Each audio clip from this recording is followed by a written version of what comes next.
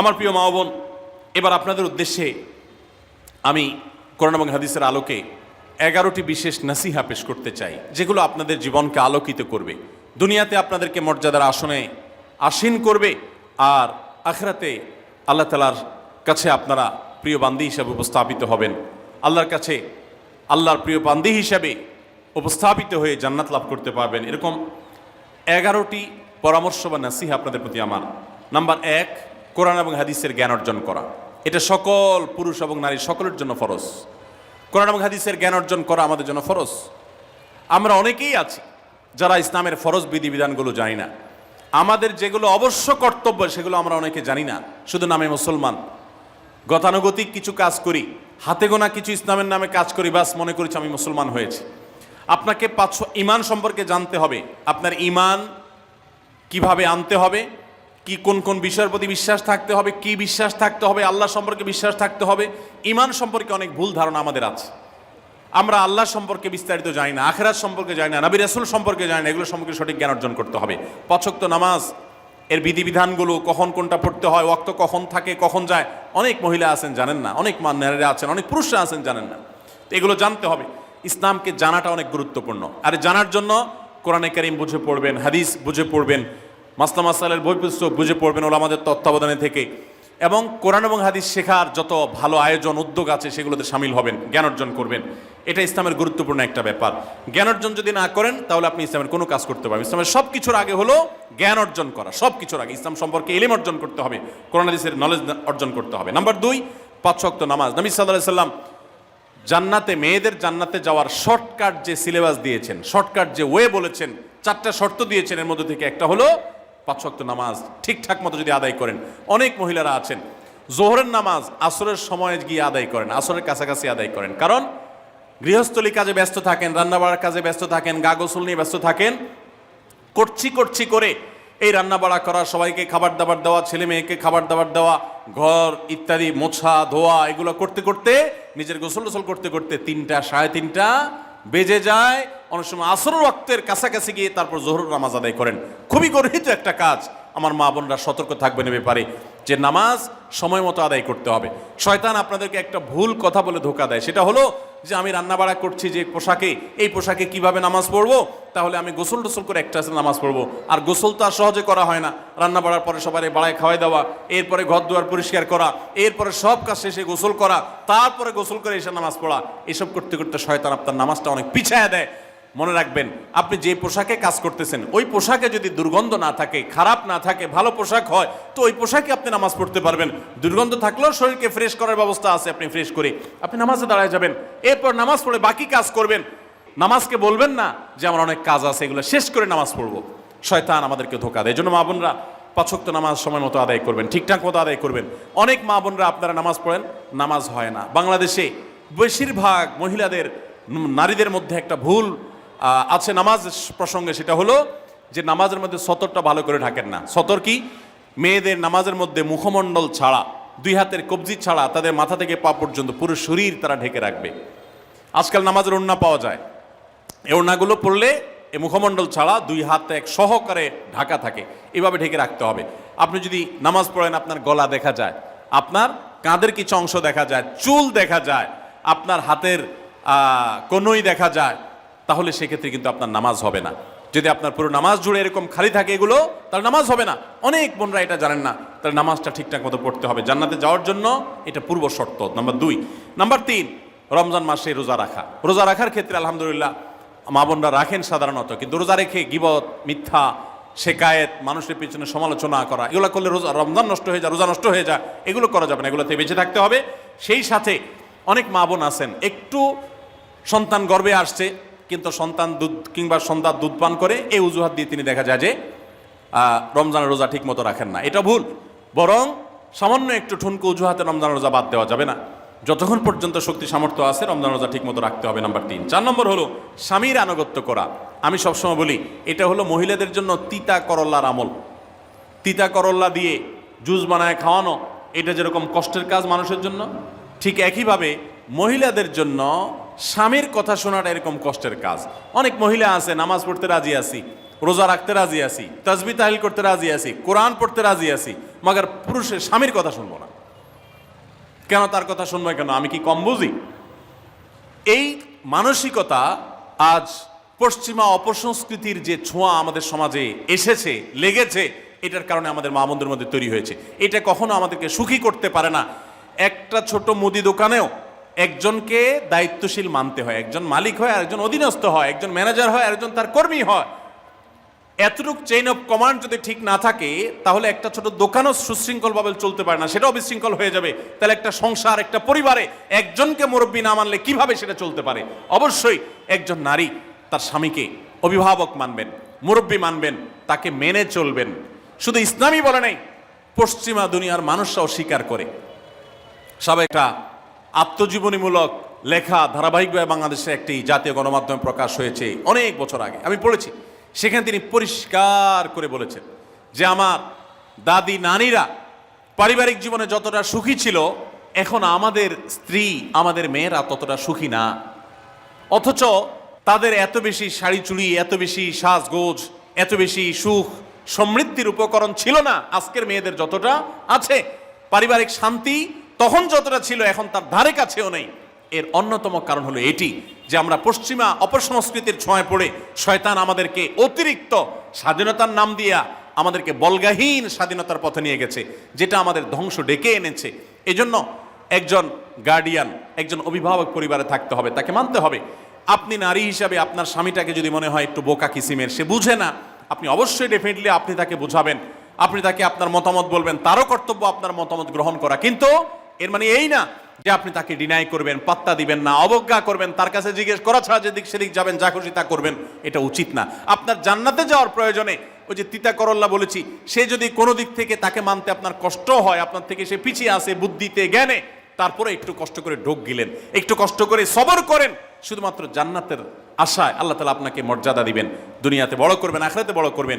অনেক সময় দেখা যায় পুরুষতান্ত্রিক সমাজে আমাদের দেশে দেখা যায় যে পুরুষদের নানা অনাচারে মেয়েরা অতিষ্ঠ হয়। একটু সবর করেন, সন্তান সন্ততি বড় হবে, তখন আর পুরুষের এই সমস্ত জুলুম থাকবে না, পুরুষ তখন দৌড়ের উপরে থাকবে। এই বাস্তবতা আমরা প্রত্যেকটা মানুষ উপলব্ধি করার কথা। অতএব মুসলিম নারীদের অত্যন্ত গুরুত্বপূর্ণ আরেকটি বিষয় হলো 4 নম্বর যেটি বললাম, স্বামীর আনুগত্য করা। যতটুকু সম্ভব তার সর্বোচ্চ আনুগত্য করার চেষ্টা করতে হবে, যতক্ষণ তিনি কোরআন হাদিসের কথা বলেন। স্বামী যদি কোনো অন্যায় কথা করতে বলেন তাহলে তখন আর তার কোনো কথা শোনা যাবে না।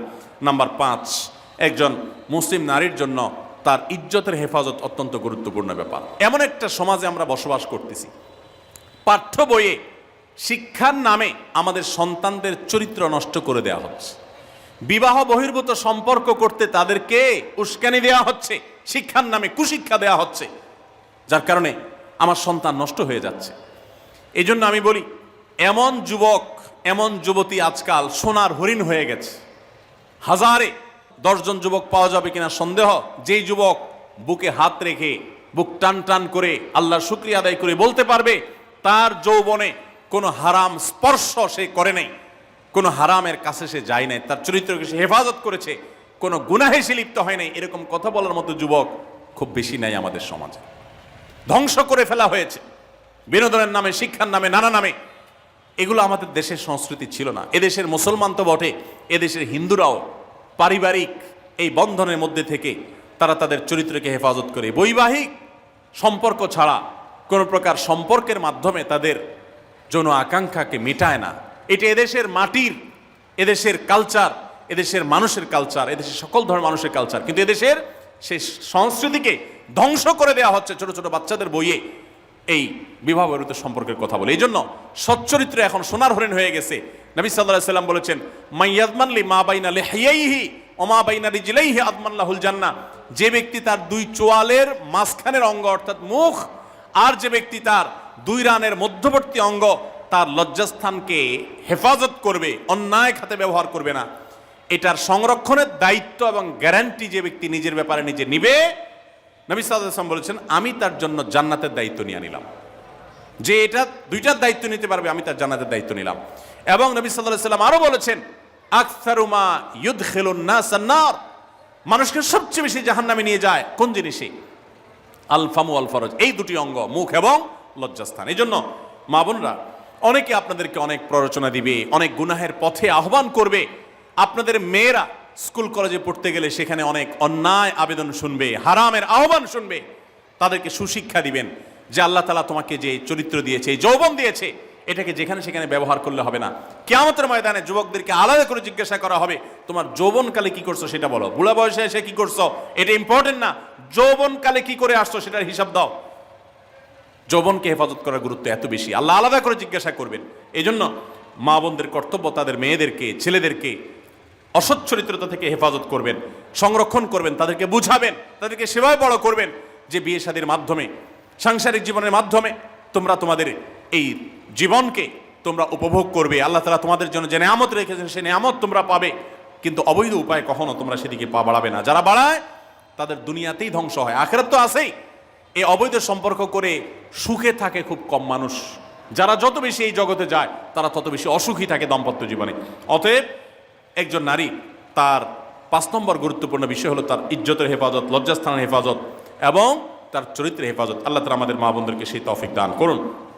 অনেক সময় দেখা যায় যে সবই ঠিক আছে, আপনি সোশ্যাল মিডিয়াতে পুরুষের ছবি দেখে, ভিডিও দেখে আপনি হারাম আনন্দ পাচ্ছেন। আপনি ইমোতে, হোয়াটসঅ্যাপে, মেসেঞ্জারে বিভিন্ন পুরুষের সাথে অপ্রয়োজনীয় চ্যাটিং করছেন, কথা বলছেন, এবং সেখানে এই বেহুদা কথা থেকে অনেক অনাচার হয়ে যায়, অনেক সংসার ভেঙে যায়, অনেক পরকীয়া হয়, অনেক সংসার ধ্বংস হয়।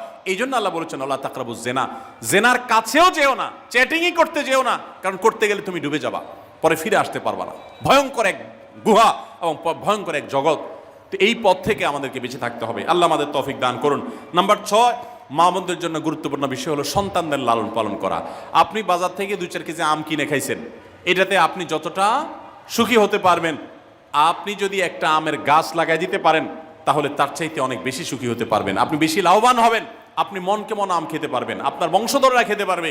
নিজে আমল তো করবেনই মায়েরা বোনেরা, পাশাপাশি সন্তানদেরকে যদি আল্লাহ ভীরু বানান, মুত্তাকি বানান, পরহেজগার বানান, কোরআন হাদিস শিখান, তাদেরকে যদি পর্দা শিখান, তাদেরকে যদি চরিত্রের হেফাজত শিখান, তাদেরকে যদি ভালো মানুষ বানানো শিখান, তাহলে আপনি আম গাছ লাগানোর মতো ফলের গাছ লাগাই গেলেন, সওয়াবের গাছ লাগাই গেলেন, দুনিয়া থেকে চলে যাবেন। নেক সন্তানের আমল যেগুলো আপনি শিখাই দিয়ে গেছেন এগুলোর সব আপনি পেতে থাকবেন। ছেলেটাকে সূরা ফাতিহা নিজে শিখাবেন, মেয়েটাকে সূরা ফাতিহা নিজে শিখাবেন, নিজে ভালো করে শিখবেন, তাহলে মরণ পর্যন্ত এই ছেলে যতবার সূরা ফাতিহা পড়বে প্রত্যেক নামাজে আপনি কিন্তু সওয়াব পেয়ে থাকবেন, কারণ আপনি শিখাই দিয়ে গেছেন, আপনি শুরুটা করে দিয়ে গেছেন। এই জন্য মা বোনদের জন্য সন্তানদের লালন পালন করা, সন্তান দুধে ভাতে আছে কিনা, ভালো জামা কাপড় পরছে কিনা, এর চাইতে ইম্পর্টেন্ট হলো সন্তান আমার নামাজ পড়ছে কিনা, সন্তান আমার আল্লাহকে চিনে কিনা, সন্তান আমার কোরআন হাদিসের শিক্ষা পেয়েছে কিনা। সন্তান একজন স্কুলে যায় না, তার জন্য আমার মাথা খারাপ হলে, সন্তান একজন নামাজ পড়ে না এক ওয়াক্ত, তার জন্য আরো বেশি মাথা খারাপ হতে হবে। তাহলে আপনি দায়িত্বশীল মা হতে পারবেন, দায়িত্বশীল বাবা হতে পারবেন। মনে রাখবেন নবী সাল্লাল্লাহু আলাইহি ওয়াসাল্লাম বলেছেন, প্রত্যেকটা শিশু জন্মগ্রহণ করে ভালো মানুষ হয়ে, কেউ জন্মগতভাবে খারাপ হয় না, ডাকাত হয়ে জন্মায় না, তবে তার মা বাপ তাকে নষ্ট করে। কারণ মা বাপ তাকে ঠিক মতো লালন পালন না করে, ভালো পরিবেশ দেয় না, খারাপ ছেলেফেলের সাথে মিশে, তখন সে নষ্ট হয়। এই জন্য আপনার দায়িত্ব সন্তান কার সাথে মিশছে, কোথায় যাচ্ছে, কি করতেছে, মোবাইলে কি দেখছে, সন্তানকে সময় দেন, মোবাইল টিপাটিপি বন্ধ করেন, তাদেরকে নিয়ে বসেন, তাদেরকে কথা শোনান, কোরআন হাদিস পাঠ করে শোনান, তাদেরকে ভালো পরিবেশ দেন, ভালো ফ্যামিলির, দিনদার ফ্যামিলির বাচ্চাদের সাথে তাদেরকে মিশান। ইনশাআল্লাহ আপনি আল্লাহর কাছে এর জন্য উত্তম বিনিময় পাবেন, সওয়াব পাবেন। নাম্বার 7, মা বোনরা বিশেষ করে আপনাদের জন্য গুরুত্বপূর্ণ হলো কৃতজ্ঞতা আদায় করবেন। পুরুষদের জন্য গুরুত্বপূর্ণ, কিন্তু মা বোনদের জন্য বিশেষ গুরুত্বপূর্ণ এই জন্য যে নবী সাল্লাল্লাহু আলাইহি ওয়াসাল্লাম বলেছেন, তিনি জাহান্নামে নারীদেরকে যে দেখেছেন, তাকে যে দেখানো হয়েছে মেরাজে, যে প্রচুর সংখ্যক নারীরা জাহান্নামে, এর অন্যতম একটা কারণ ছিল নেয়ামতের নাশকরি করা। পুরুষদের মধ্যেও নাশকরির কারণে বহু পুরুষ জাহান্নামে যাবে। মা বোনরা স্বামী এবং নিজের জগতে যতটুকু আল্লাহ তাআলা দিয়েছেন এতটুকুর উপর শুকর আদায় করবেন। আপনার স্বামী মানুষটা হয়তো মুখটা খারাপ, কিন্তু তার শরীরটা ভালো আছে, সে আপনাকে উপার্জন করে এনে খাওয়ায়। অনেক মহিলা আছে তার স্বামী হয়তো অ্যাক্সিডেন্ট করে পঙ্গু হয়ে গেছে, সে হয়তো বিছানা শুয়ে বাকি জীবন কাটিয়েছে, তার কষ্টের কোনো শেষ নেই। আপনার স্বামী হয়তো বা তার কোনো দিক থেকে দুর্বলতা আছে, আবার বহু দিক থেকে তার ভালো গুণ আছে। একই কথা পুরুষদের জন্য ইসলাম নির্দেশ করেছে যে তার স্ত্রীর একটা গুণ খারাপ দেখে যদি তার কষ্ট লাগে, তো সে চিন্তা করলে 10টা গুণ ভালো দেখবে, সেটা দেখে শুকর আদায় করা উচিত। এই শুকরিয়া আদায় করা ছাড়া পুরুষ হোক নারী হোক কেউ আল্লাহর প্রিয় বান্দা হতে পারবে না। এজন্য আল্লাহর কাছে শুকরিয়া আদায় করবেন। মায়েরা বিশেষ করে শ্বশুরের বাড়িতে যাওয়ার পর প্রথম অনেক কষ্ট হয়। আমি সবসময় বলি, শ্বশুর বাড়িতে যাওয়ার পর মেয়েরা আমাদের দেশে নানান জুলুম নির্যাতন সহ্য করতে হয়। শাশুড়ি বাঁকা চোখে দেখে, সব শাশুড়ি না, অনেক শাশুড়ি, অনেক সময় ননদরা বাঁকা চোখে দেখে, স্বামী লোকটা জ্বালায় নানাভাবে, দেবররা জ্বালায়, নানানভাবে মানুষ খোঁচাখুচি করে কষ্ট দেয়। একটু ধৈর্য ধারণ করেন, আল্লাহ তাআলা আপনার সংসারে যখন 2-4টা সন্তান দিবে, এরা যখন বড় হয়ে যাবে, এগুলো সব আপনার বাহিনী হয়ে যাবে, তখন দেখবেন ওই বুড়া আস্তে আস্তে চুপসে গেছে, বুড়ার বড় কোনো গলা নাই, বড় কোনো কথা নাই, কারণ পোলাপান সব মায়ের পক্ষে থাকে, বুড়া সব আস্তে আস্তে সাইজ হয়ে যায়। এই জন্য মা বোনরা সবর করবেন, ধৈর্য ধারণ করবেন, খবরদার ধৈর্য হারা হবেন না, শুকর আদায় করবেন। নাম্বার 8, কখনো মুখ খারাপ করবেন না, গালিগালাজ করবেন না, অভিশাপ দিবেন না। অনেক সময় পোলাপান একটু উল্টাপাল্টা করলে তাদেরকে অনেক মা অভিশাপ দিয়ে দেন, গজব ঠাডা দিয়ে দেন, বদদোয়া করেন, মুখ দিয়ে খারাপ কথা বলে ফেলেন। এগুলো খুব খারাপ জিনিস। নবী সাল্লাল্লাহু আলাইহি সাল্লাম বলেছেন, যদি কাউকে গজব ঠাডা দেওয়া হয় তো এটার উপযুক্ত না হলে যে দেয় তার উপরে এসে পড়ে, এরকম ভয়াবহ একটা বিষয়। এই জন্য কোন অবস্থাতে এগুলো যেন না হয়। এবং মেয়েদের জাহান্নামে যাওয়ার অন্যতম, বেশি জাহান্নামে যাওয়ার অন্যতম একটা কারণ এটাও যে তাদের মধ্যে, অনেকের মধ্যে, আমি সবার কথা বলছি না, যে এই ধরনের গালিগালাজ করা, অভিশাপ দেওয়ার বদস্বভাব আছে। এই বদস্বভাব বহু পুরুষের মধ্যেও আছে, সবাইকে ছাড়তে হবে। নাম্বার 9, আত্মীয়তার বন্ধন রক্ষা করার পরে দায়িত্বশীল হতে হবে। স্বামীকে স্বামীর ভাই বোনের সাথে সম্পর্ক ভালো রাখতে কখনো বাধা দিবেন না। অনেক মহিলা আছে বোকার মতো কাজ করে। স্বামী যদি স্বামীর ভাইকে তার টাকা পয়সা দেয় সে অপছন্দ করে, স্বামী যদি স্বামীর বোনকে টাকা পয়সা দেয় সে এটাকে পছন্দ করে না, মা বাবার খোঁজ খবর বেশি নিলে তার কাছে ভালো লাগে না। এই মহিলা হলো নির্বোধ। কেন নির্বোধ? কারণ নবী সাল্লাল্লাহু আলাইহি সাল্লাম বলেছেন যে মান সাররাহু আন ইউবসাতালাহু ফি রিজকিহি আও ইউনসালাহু ফি আথরি ফালিয়াসিল রাহিমা, যে ব্যক্তি চায় তার রিজিকে আল্লাহ বরকত দেখ, তার হায়াতে বরকত দেখ, সে যেন রক্ত সম্পর্কে আত্মীয়দের সাথে সম্পর্ক বেশি ভালো রাখে। তাহলে আপনার স্বামীর রিজিক বেশি হোক, টাকা পয়সা বেশি হোক, তার হায়াতে বরকত হোক, এটা যদি আপনি চান তাহলে আপনি বরং তারা উৎসাহিত করা উচিত। তোমার ভাইটার খবর নাও, তোমার বোনটার বাড়িতে যাও, তোমার মা বাপের খেদমত করো, তাদের সাথে যত সম্পৃক্ত থাকবে আপনার স্বামীতে আল্লাহ তাআলা তত বরকত দান করবেন। এই জন্য তাকে সেটা করবেন। আবার পুরুষদেরও উচিত মেয়েদেরকে সুযোগ দেওয়া, তারা তাদের বাপ, মেয়েরও তো কর্তব্য আছে তার বাপ মার প্রতি, বাপ মার খেদমত করবে, বাপ মার জন্য হাদিয়া তোফা দিবে। অনেক পুরুষরা আছে মেয়েদের পাওনা অধিকারই দেয় না, হাদিয়া তোফা কোত্থেকে দিবে, তাদের মহরটাই দেয় না, তাদের হাত খরচ দেয় না। আলাদা কিছু হাত খরচ দেওয়া উচিত, যে তার মতো সে খরচ করবে, তার মা বাপের জন্য খরচ করবে। এগুলোর বিনিময়ে আমরা আল্লাহর কাছে জান্নাত পাবো। অতএব এই আত্মীয়তার সম্পর্ক রক্ষা করা গুরুত্বপূর্ণ। নাম্বার 10, সাদাকা করবেন। সাদাকা জাহান্নাম থেকে মুক্তির কারণ। নবী সাল্লাল্লাহু আলাইহি সাল্লাম জাহান্নামের ব্যাপারে সতর্ক করেছেন আপনাদেরকে, আমাদের সবাইকে। অতএব সাদাকা দিলে জাহান্নাম থেকে মুক্তির একটা পথ আমরা পাই, সুগম হয়। এবং নবী সাল্লাল্লাহু আলাইহি সাল্লামের সময় মহিলা সাহাবীরা তাদের গহনা খুলে আল্লাহর রাস্তায় দান করতেন। এই জন্য মসজিদ, মাদ্রাসা, বিভিন্ন গুরুত্বপূর্ণ যে দানের খাতগুলো আছে সেগুলোতে বেশি বেশি দান করবেন, বেশি বেশি আল্লাহর রাস্তায় ব্যয় করবেন, যতটুকু তৌফিক আছে ততটুকু। এখন মহিলারা দান করবে কোত্থেকে? পুরুষরা মহরের টাকাই পরিশোধ করে না, বেচারে দান করবে কোত্থেকে? এই জন্য পুরুষরা দায়ী হবে, এবং মহিলারাও তাদের মহরের টাকা যেন অনাদায় না থাকে, তারা যেভাবে চেষ্টা করলে হয় সেভাবে চেষ্টা করবেন, এবং তাদের হাত খরচ আলাদা দেওয়া উচিত, এবং তারা পর্দার মধ্যে থেকে তাদের মতো উপার্জনও করতে পারেন, সেটাও শরীয়ত তাদের জন্য সুযোগ রেখেছে। যেভাবে হোক তারাও সাদাকার চেষ্টা করবেন। 11 নম্বর সর্বশেষ হলো সময়ের অপচয় করবেন না। এখন এমন একটা সময় চলছে বেশিরভাগ মানুষ জাহান্নামে যাবে, যেই কারণে আজকের যুগে সবচেয়ে বেশি আমরা বিপদগামিতার মুখে যাচ্ছি, যে কারণে সেটার অন্যতম হলো এই স্মার্টফোনের অপব্যবহার। আমরা অনেকে আছি টেলিভিশনের বিভিন্ন সিরিয়ালে আসক্ত, অনেকে আছি বিভিন্ন নাটক সিনেমায় আসক্ত, অনেকে আছি ফেসবুক এবং ইউটিউব এগুলোতে আসক্ত। বিশেষ করে মা বোনদেরকে বলছি, অনেকেই আছেন এখনো রিমোট ছাড়া তার পেটের ভাত হজম হয় না, সারাদিন রিমোট হাতে বসে থাকেন, একটার পর একটা সিরিয়াল এবং চ্যানেল পাল্টাতে থাকে। মনে রাখবেন, সফল ইমানদার হতে হলে এই অনর্থক কাজ না ছাড়লে আপনি সফল ইমানদার হতে পারবেন না। অনেকে নামাজে পড়ে আবার সিরিয়ালও দেখে, অনেকে আছেন ফেসবুকে ঘন্টাকে ঘন্টা, ইউটিউবে ঘন্টা ঘন্টা সময় নষ্ট করেন। এর জন্য আল্লাহর কাছে জবাবদিহি করতে হবে। কিয়ামতের ময়দানে আল্লাহ তাআলা কয়েকটা প্রশ্ন উত্তর দেওয়া ছাড়া একজন মানুষকেও নড়তে দিবেন না। এর ভিতরে একটা হলো যে তোমার সারা জীবনে কি অর্জন করেছো। সময়ের অপচয় করা যাবে না। সময় হলো জীবনের সবচেয়ে মূল্যবান সম্পদ। অতএব আল্লাহ তাআলা আমাদের সবাইকে জীবনের এই অমূল্য সম্পদ সময়কে সংরক্ষণ করার তৌফিক দান করুন। মা বোনরা, আপনাদেরকে আমি আল্লাহর ওয়াস্তে উপদেশ করতেছি, যারা বদভ্যাস আছে ফেসবুক ইউটিউবে ঘন্টা ঘন্টা পড়ে থাকার, প্রয়োজনে এগুলো সব ডিলিট করে দেন মোবাইল থেকে। প্রয়োজনে আপনি এই মোবাইল বিক্রি করে বাটন ফোনে চলে যান। নিজের বদভ্যাসকে নিয়ন্ত্রণ করতে না পারলে প্রথমে চেষ্টা করেন, এরপর না পারলে প্রয়োজনে বাদ দিয়ে দেন। আল্লাহর জন্য যদি ত্যাগটা করেন, কি আমাদের বলতে পারেন, আল্লাহ গুনাহ থেকে বাঁচার জন্য, তোমাকে খুশি করার জন্য আমি স্মার্টফোন পর্যন্ত রাখি নাই, বাটন ফোনে চলে গেছি। আল্লাহ তাআলা খুশি হবেন ইনশাআল্লাহ বিইذنিল্লাহ। বহু মায়েরা তাদের সন্তান নষ্ট হয়ে যাচ্ছে এই মোবাইলের আসক্তি, সিরিয়ালের আসক্তির কারণে। তাদের স্বামীর সাথে সম্পর্ক নষ্ট হয়ে যাচ্ছে এই সমস্ত আসক্তির কারণে। অনেক গুনাহের পথে তারা চলে যাচ্ছেন এই সমস্ত আসক্তির কারণে। এই জন্য এগুলোকে নিয়ন্ত্রণ না করলে আপনি কখনো নেককার হতে পারবেন না। আপনার সন্তানকে মোবাইল দেখে খাওয়াবেন না, আমি আমার সন্তানকে মোবাইল দেখা খাওয়াই না। আমরা সব জায়গায় বলি মোবাইল দেখা, কার্টুন দেখায়া, মোবাইল দেখায়া বাচ্চাকে খাওয়াবেন না। বাচ্চা কাচ্চা এখন ক্রেজি হয়, আধপাগল কিসিমের হয়, জিদি হয়, বদমেজাজি হয়, ভাঙচুর করে। কেন হয়? কারণ সারাদিন আপনি ওর মোবাইলে কি দেখান? কার্টুন দেখান। কার্টুন মানে কি? মার মার, কাট কাট, হ্যাঁ, সব কিছু ধ্বংস করে ফেলা, গুলি করা, বোমা মারা, হ্যাঁ, সাপ হয়ে সব খেয়ে ফেলা, এটাই তো। এগুলো বাচ্চাদেরকে ক্রেজি করে, বাচ্চাদেরকে মানসিকভাবে অসুস্থ করে, ধ্বংস করে দেয়। তাদেরকে ফিজিক্যাল খেলাধুলা, শারীরিকভাবে করতে পারে এরকম খেলাধুলার ব্যবস্থা করেন, দৌড়াদৌড়ি করার ব্যবস্থা করেন। বাচ্চারা সুস্থ থাকবে, ভালো থাকবে।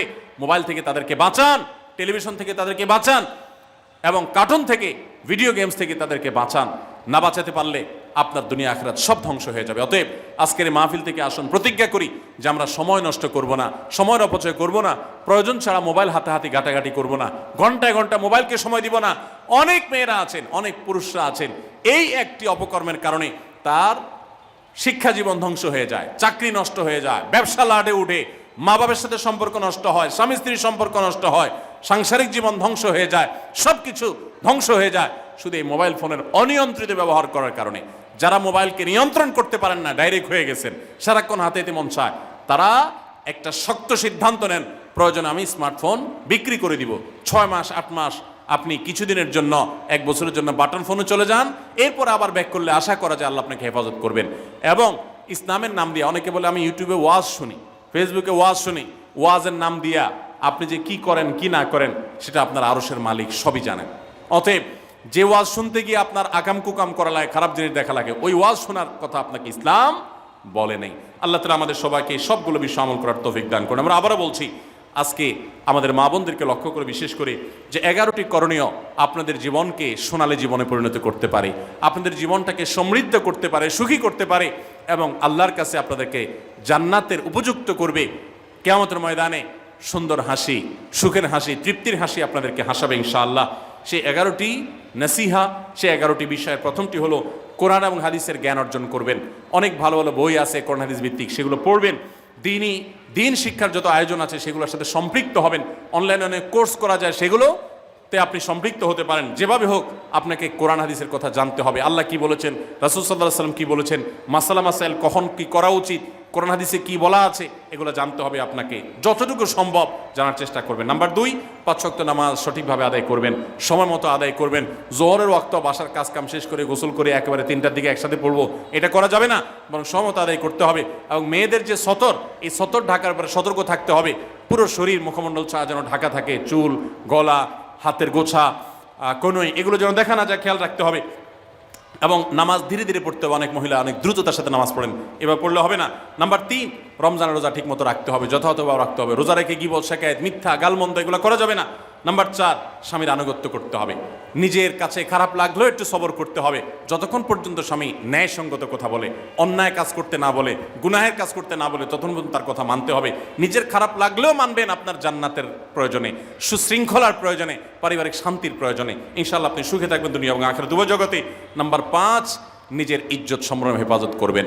অনলাইনে অফলাইনে কারোর সাথে হারাম সম্পর্ক করবেন না, কোনো গায়ের মারাম পুরুষের সাথে অযথা যোগাযোগ করবেন না, চ্যাটিং করবেন না, এবং সোশ্যাল মিডিয়াতে হারাম জিনিস দেখা থেকে নিজের চোখকে হেফাজত করবেন, বাঁচিয়ে রাখবেন।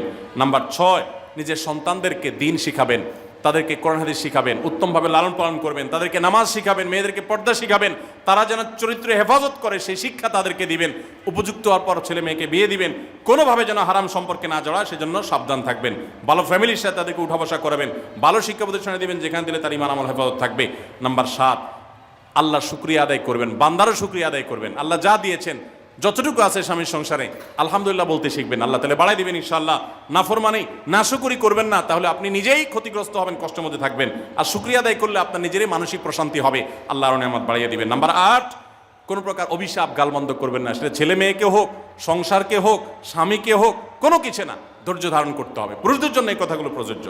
আর নাম্বার 9, আত্মীয়তার সম্পর্ক রক্ষা করতে হবে, ছিন্ন করা যাবে না।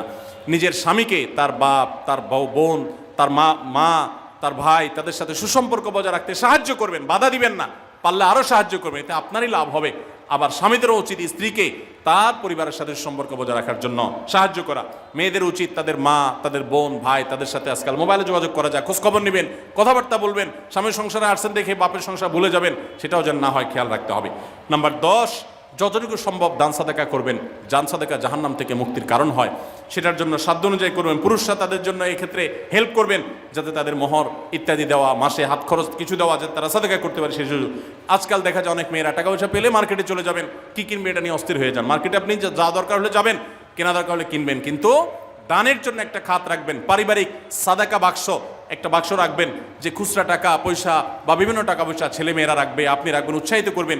এটা দিয়ে একটা গরিব ফ্যামিলি মুখে হাসি ফোটাবেন, একটা ভালো কাজ করবেন, পারিবারিকভাবে এরকম দানের ব্যবস্থা করবেন। বোনেরা, সর্বশেষ হলো সময় নষ্ট করবেন না সোশ্যাল মিডিয়াতে। আল্লাহর ওয়াস্তে এটা থেকে নিজেকে বাঁচাবার জন্য সংগ্রাম করেন।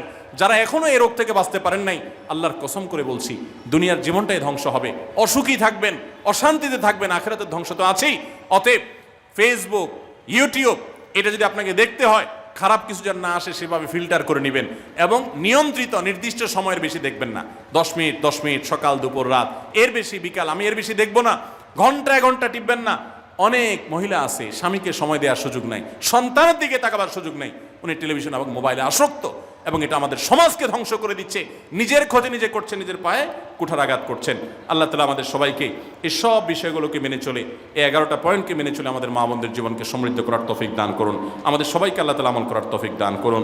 জাযাকুমুল্লাহু খাইরা ওয়া আখিরু দাওয়ানা আনিল হামদুলিল্লাহি রাব্বিল আলামিন। আস-সুন্নাহ ফাউন্ডেশন, উম্মার স্বার্থে সুন্নাহর সাথে।